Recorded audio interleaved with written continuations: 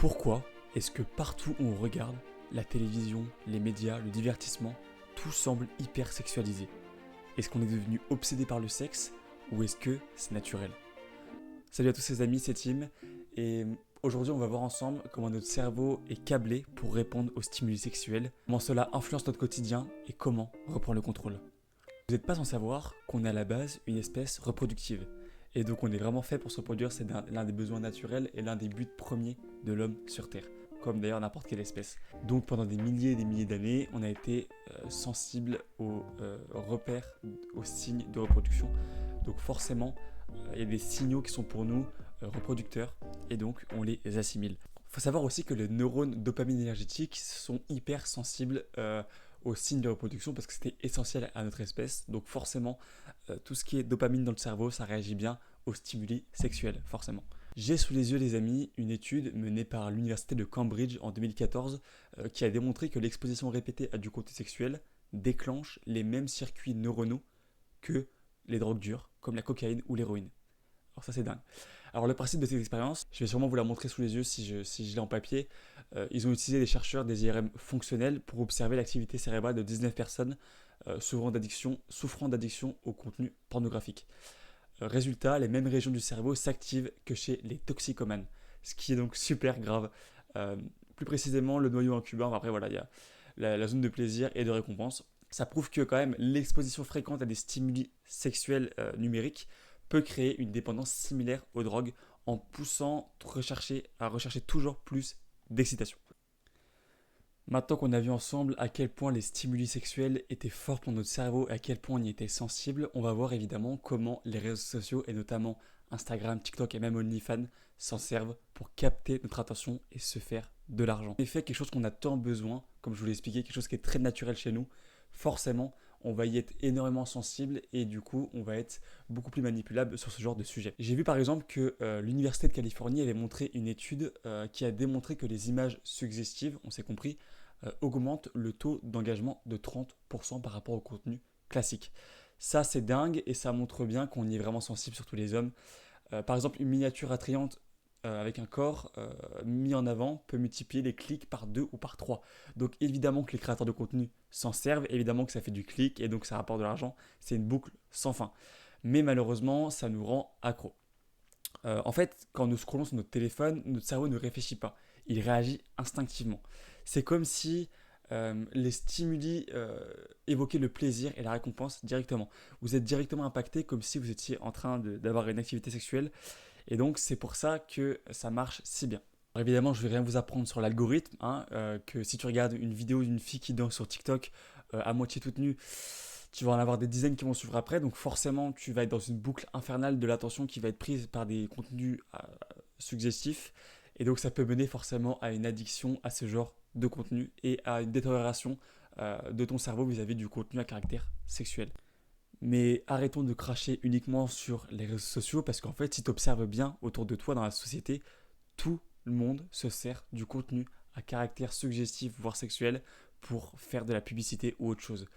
Par exemple, en parlant de publicité, les publicités comme le parfum, vous avez énormément de publicités de parfum à la télé qui se servent de femmes envoûtantes, avec une silhouette sympa, alors que c'est juste pour un parfum, juste pour créer une atmosphère et pour donner envie. Vous avez aussi des clips de rap, énormément de clips de rap, de musique se servent de contenu à caractère suggestif aussi. Voilà, c'est des éléments sexualisés, c'est des femmes qui font des danses suggestives aussi. Et c'est aussi, par exemple, dans le cinéma, il y a plein de films avec des scènes sexuelles, en fait, ou hyper sexualisées, qui n'apportent rien de plus, mais c'est juste du buzz en plus, et c'est juste de l'attention qu'ils ont gagné sur vous. Alors, quelles sont les conséquences de ce genre de contenu sur notre cerveau ? Alors d'abord, il y a un effet d'adaptation, parce que forcément, plus vous allez voir ce genre de contenu, plus ils vont paraître normaux, donc plus vous allez voir des versions toujours plus extrêmes, et ça, je le comprends totalement. J'ai déjà senti ça avec ce genre de contenu, c'est que plus t'en vois, et moins ça te fait réagir, moins ça te stimule, donc tu en veux toujours plus stimulant. C'est très grave ça aussi. Il y a une distorsion de la réalité.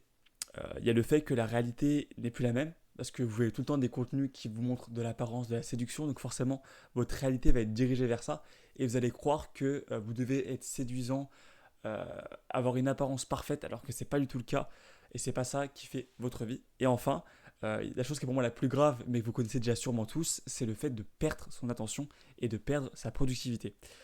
En effet, en étant hyper stimulé, on crée une dépendance et donc on est dépendant à cette attention qu'on nous vole et donc c'est impossible d'être concentré, d'être productif avec ce genre de contenu. Ça nuit vraiment à nos systèmes de concentration et de productivité en même temps que ça nuit à notre attention évidemment. En résumé, l'hypersexualisation n'est pas juste un phénomène social, c'est un outil de manipulation qui exploite nos instincts primaires pour nous garder accros aux écrans et nous faire consommer toujours plus. Mais ne vous inquiétez pas, si on a vu jusqu'ici comment l'hypersexualisation captait notre attention et notre concentration, on va voir maintenant comment y remédier. Bonne nouvelle, on peut inverser la tendance et reprendre le contrôle. Mais avant de remédier au problème, c'est important que tu prennes conscience du problème. Est-ce que si tu ouvres TikTok et que tu regardes les 10 premières vidéos, il y en a au moins une ou deux ou trois ou plus qui ont des contenus suggestifs ou même plus? Est-ce que c'est l'algorithme qui t'impose le contenu ou est-ce que c'est toi qui veux vraiment voir ce contenu? Est-ce qu'on ne te l'impose pas et est-ce que tu t'es pas juste enfermé dans une boucle qui ne te correspond pas? Vérifie ça, vérifie ton YouTube Short, vérifie tes TikTok, vérifie tes posts Instagram dans l'onglet découvrir là sur Instagram. Regarde les contenus que tu observes et dès que tu vois un contenu à caractère sexuel, commence par le supprimer. Il y a toujours un bouton pas intéressé, il y a toujours un bouton masquer ce contenu qui existe. T'as aucune excuse pour ça, tu peux vraiment le faire au quotidien. Une fois que tu as réalisé la première étape, c'est-à-dire te désabonner des contenus bizarres, te désabonner des comptes bizarres, masquer des contenus à caractère suggestif, n'être pas intéressé sur toutes les vidéos sexuelles que tu vois sur TikTok. Une fois que tu as fait tout ça, maintenant, je veux que tu attaques la deuxième étape. La deuxième étape, elle est un petit peu plus dure, bon, on augmente un peu le step, mais il faut vraiment que tu consommes moins de contenu court. Je sais, beaucoup d'influenceurs te l'ont dit déjà, mais c'est vraiment important. Ton attention, elle est modifiable, elle est modulable, et c'est pour ça que tu dois la moduler à ton essor. Il faut vraiment que tu arrives à moins consommer de contenu court et que tu te calibres sur des contenus longs. Des contenus longs, tu en as plein. Ça peut être tout ce qui est garder ton attention au même endroit pendant un long moment. Ça, moi, je pense à la méditation, je pense à la musique, je pense au sport, je pense à la lecture. Très bien aussi la lecture. Je pense à quoi d'autre? Je peux penser aux interactions sociales. Le fait d'interagir avec des gens, une discussion pendant 2, 3, 4, 5 minutes. Beaucoup de gens n'arrivent plus à avoir une discussion pendant 4-5 minutes sur le même sujet avec la même personne parce qu'ils n'ont plus une attention assez forte. Et toi, si tu arrives à câbler ton attention, tu peux être meilleur que tous ces gens. D'ailleurs, une astuce, si tu veux arriver à consommer du contenu plus long, plus facilement, parce qu'au début, ça va être très dur. Surtout si tu es vraiment accro au contenu short, ça va être vraiment très dur au début, mais tu peux déjà commencer à réduire tes pics de dopamine. Je sais qu'il y a beaucoup de gens qui ont des pics de dopamine dans la journée via des activités, le sucre, le scrolling du coup, la masturbation par exemple. Ça peut être vraiment beaucoup de choses qui peuvent faire des grands pics de dopamine. Et quand vous redescendez, c'est très difficile. Donc pour arriver à retrouver du plaisir à lire un livre par exemple, il faut que vous arriviez à diminuer vos pics de dopamine, à diminuer vos quantités de dopamine dans la journée et arriver à réguler donc votre dopamine énergie. Pourquoi ça marche? Ça marche parce que lorsque ton cerveau reçoit moins de stimulation artificielle, il va commencer à réapprécier à nouveau les vraies interactions, le monde réel et tout ce qui l'entoure. Mais il y a un autre problème qui est pour moi encore plus grave dans l'hypersexualisation et qui réduit vraiment, qui peut vraiment réduire notre vie à néant, c'est la modification de notre perception du désir et de notre perception des relations sociales. Je sais, malheureusement, on ne s'en rend pas vraiment compte et c'est pas souvent un sujet dont on parle sur les réseaux sociaux, mais le fait de voir tout le temps du contenu à caractère sexuel, ça modifie la perception et nos attentes en fait en matière d'attirance et de besoin. J'en regarde là parce que j'ai un article qui parle de ça et c'est super intéressant. Il dit qu'on devient moins sensible aux subtilités de la vraie séduction où les émotions, la connexion et la personnalité comptent plus que l'apparence immédiate. Donc, il faut prendre l'habitude d'observer et apprécier les atouts non visuels chez une personne. Son humour, son intelligence, sa façon d'être. Malheureusement, aujourd'hui, on est beaucoup calibré sur l'apparence parce que malheureusement, les réseaux sociaux sont là pour ça aussi. Mais il faut vraiment que vous arriviez à détecter les vrais atouts non physiques d'une personne, son humour, son intelligence, comme je vous ai dit, les choses qui vous plaisent chez elle. L'article dit aussi qu'il faut se rappeler que l'attraction est multidimensionnelle et que la vraie alchimie se construit avec les connexions humaines et pas juste une apparence. Ça, c'est hyper important, les gars. Ça montre vraiment qu'il n'y a pas que l'apparence. Et malheureusement, aujourd'hui, on ne voit plus ça du tout. On voit que l'apparence. Mais il y a beaucoup plus que l'apparence. Je pense que je vous apprends rien, mais c'est vraiment important de se remettre là-dessus. L'article dit aussi de se rééduquer sur ce qu'est la séduction naturelle. Donc, lire sur la psychologie, par exemple. Vous pouvez lire des livres sur la psychologie qui sont super intéressants, il y en a plein. qui peuvent vous apprendre à converser, à avoir des explications avec des gens, à comprendre comment fonctionnent les dynamiques sociales. Et il n'y aura pas d'interférence d'algorithmes, par exemple, euh, qui mettent en avant certaines catégories de contenu qui ne vous plaisent pas ou autre chose. L'article parle d'un exemple. Il y a un sondage mené auprès de couples stables qui a révélé que l'attirance physique représentait moins de 40% des critères de satisfaction dans une relation à long terme. Et donc le reste, c'est quoi Les 60% restants, c'est l'intelligence émotionnelle, la connexion et la compatibilité des valeurs. Voilà les gars. Donc en conclusion, moins de stimulation artificielle, plus de plaisir et d'appréciation pour les relations réelles. Voilà les amis, je pense que j'en ai fini avec cette vidéo sur l'hypersexualisation de notre cerveau. J'ai du mal à dire ce mot, il est chiant à dire, mais bon, c'est un sujet qui me plaisait beaucoup.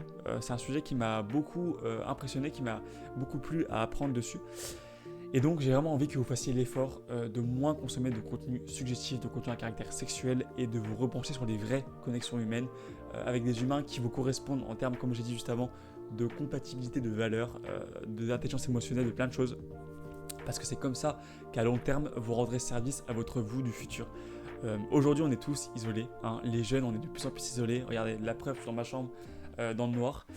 On est de plus en plus isolés et ça, malheureusement, grandement à cause des réseaux sociaux qui nous fondent sur l'apparence et nous fondent sur le fait de nous faire croire qu'on est en interaction sociale avec des gens, au même titre que les contenus à caractère sexuel nous font croire à notre cerveau qu'on a des relations sexuelles avec des personnes qui nous plaisent beaucoup, alors que pas du tout. Donc voilà les amis, consommez vraiment moins de contenu court, consommez plus de contenu long, comme d'habitude, c'est toujours un peu les mêmes conseils, mais ça reste branché sur le même axe. Voilà. Rebranchez votre cerveau à la vraie sexualité, à la vraie séduction, à ce qui fait que deux personnes tiennent à long terme ensemble.